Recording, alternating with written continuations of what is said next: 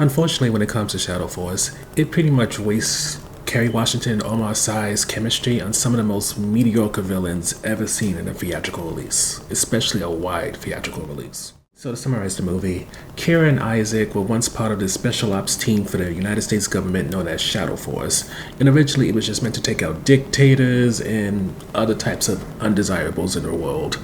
However, between the complicated relationship Kira had with their commander named Jack, paired with falling in love with Isaac and getting pregnant, the priorities for her and Isaac when it came to Shadow Force shifted to the point that eventually they went AWOL.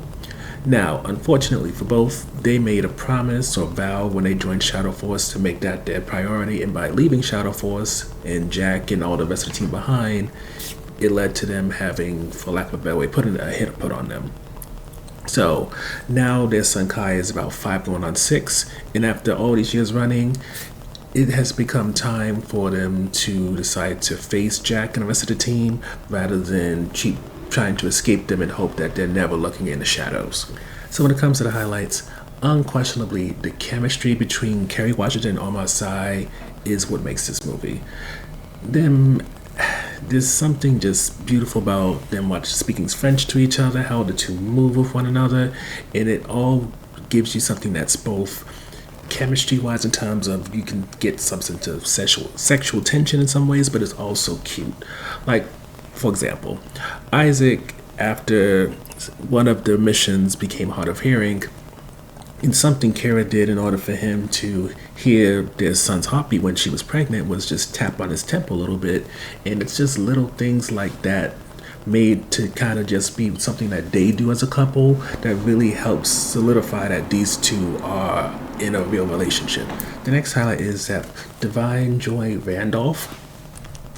Let me just say, in many ways, I feel like when it comes to her action career, especially based off of watching this, it's pretty much that Queen Latifah kind of paved the way for her, and she is speeding potentially past Queen Latifah at this point. For as Auntie Marvella, she not only gets to play kind of cool, kind of funny when it comes to her interactions with Method Man's character, but then when the guns come out, it's time for her to fight with her fist, put people in chokeholds or something like that.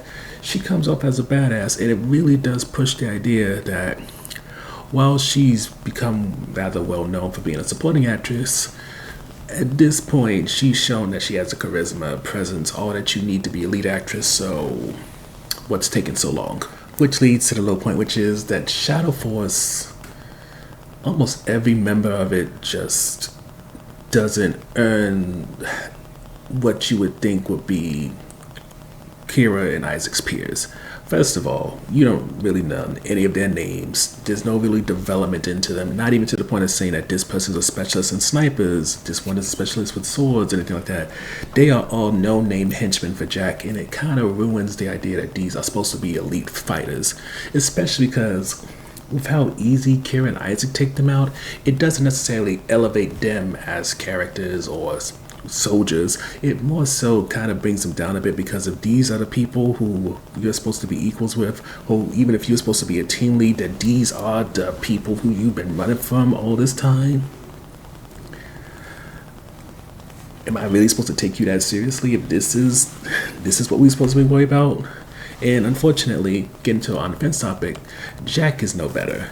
With Jack, you get it in some ways that he's somebody that's kind of moved out of the shadows. He's trying to work his way up in the bureaucracy and really kind of put his mark on global politics. But even with that, the portrayal of him being a jealous ex of some kind because of the relationship or whatever he had with Kira, again, just like with Shadow Force, the people who are the soldiers part of it, Jack just doesn't feel like he has the oomph. He doesn't have the being that is required for him to be taken seriously, never mind to be someone who, compared to what Kira and Isaac have in their relationship, which would make a great romance movie, you don't get from anybody in Shadow Force somebody that makes you think that, yeah, they're not only a cute couple, but they also have that Mr. and Mrs. Smith type of thing where you like not only seeing them kids have intimate moments with each other, but also whoop ass as a team. Hence why overall, with very mixed about Shadow Force. We love Divine Joy Randolph and question why hasn't she gotten the lead role yet. Kerry Washington and Omar definitely make for a cute couple, and it almost makes me wonder why we don't get to see Kerry Washington in just plain romance or romantic comedies. And honestly, if you come to this movie expecting at least a decent action movie, you don't really get it. It doesn't even really have a tinge of comedy to kind of compensate for that. It just feels like the kind of film that, because Kerry Washington wanted to do an action movie because she knew the right people to get it produced, she got what she wanted. And unfortunately, whether you want to look at this as something where, she has to build up that muscle for action movies, or you want to look at this more as a vanity project, either way, it just not something that I think should be anywhere on the top of your list. And to be frank, unless you're a Kerry Washington fan of anybody in this might be something that you could just let go on by.